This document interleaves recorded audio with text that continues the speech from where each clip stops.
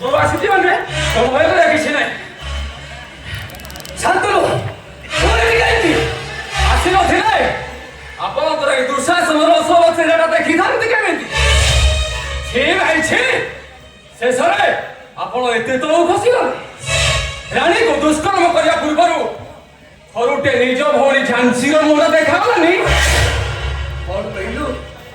ମୋ ଭଉଣୀ ଝାନ୍ସୀ, ମୋ ଭଉଣୀ ଝାନ୍ସୀ କୋଟିପତି ଧର୍ମାନନ୍ଦ ଚୌଧୁରୀଙ୍କ ଏକମାତ୍ର କନ୍ୟା, ଯେ କି ପିଲାଦିନୁ ସୁନା ଚାମଚରେ ଖାଇ ଶିଖିଛି। ଆଉ ଇଏ ହଉଛି ଗରିବ ବିନାୟକ ଦାସର ଭଉଣୀ, ଯେ କି ଦି ବେଳା ଦି ମୁଠା ପଖାଳ ପାଏନି।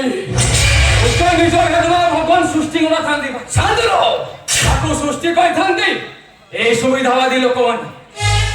ଆଜି ଯିଏ ରାଜା କାଲି ସେ ଫକୀର। ତା ନହେଲେ ରାଜା ହରିଶ୍ଚନ୍ଦ୍ରକୁ ଦେ ମଶାଣୀର ଦାସତ୍ୱ କରିବାକୁ ନଥାନ୍ତା ଭାଇ।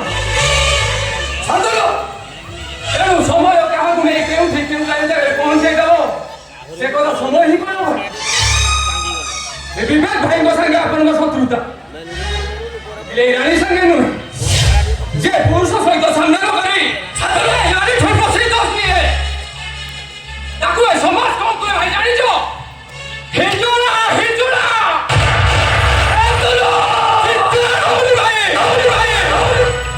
ବରଂ ଚୁପଚାପ ଢୁକାଳି ଯାଆନ୍ତୁ। ଆଉ ଲୋକମାନେ ଜାଣିଲେ ଆପଣଙ୍କୁ ଚପଲ ମାରିବେ ଚପଲରେ। All right. ଆଉ ଗୋଟେ କଥା ଶୁଣିଯା, attempt to rape and murder କେସରେ ପୋଲିସ ହୁଏତ ଆପଣଙ୍କୁ ଆରେଷ୍ଟ କରିପାରେ, ତେଣୁ ନିଜକୁ ସଜାଗ ରଖିବେ। ପୋଲିସ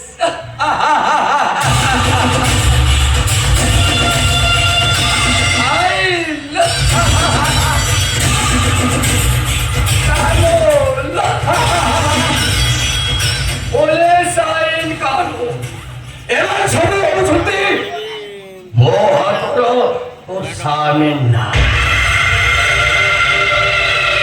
ଆଉ ମୁଁ ବି ସେଇଥିରେ ଅପେକ୍ଷା କରି ଆସୁଛି।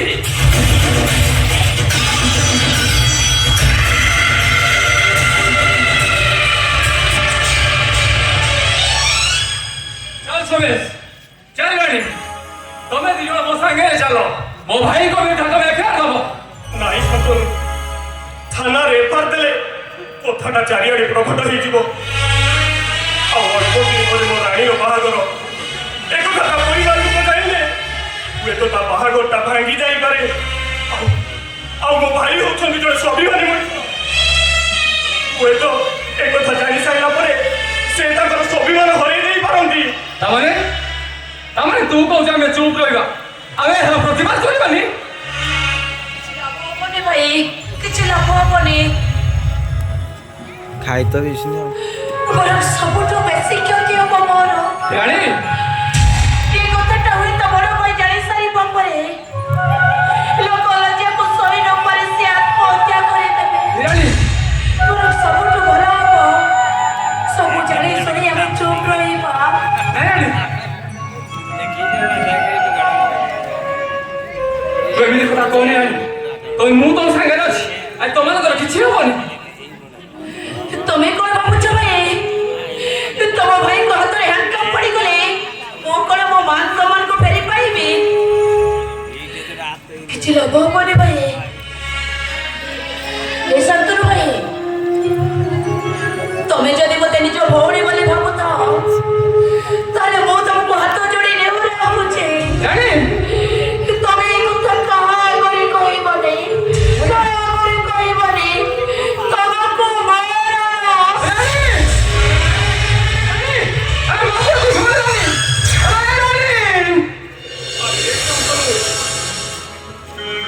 ତୁ ଯଦି ମତେ ତୋର ବନ୍ଧୁ ବୋଲି ଭାବୁଥାଉ ତାହେଲେ ତୁ ଏକଥା କାହାରିକୁ କହିବୁନି ରେ।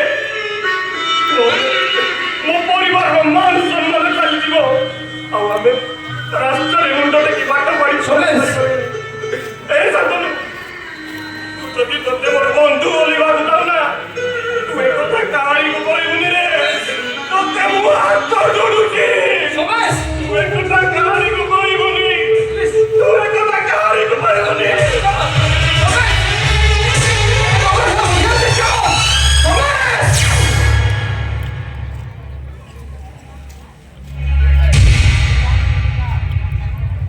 এই হচ্ছে আমার সোনার ভারতবর্ষ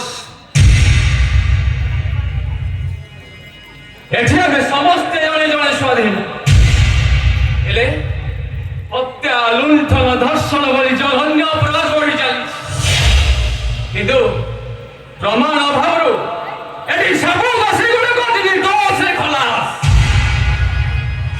ମୁଁ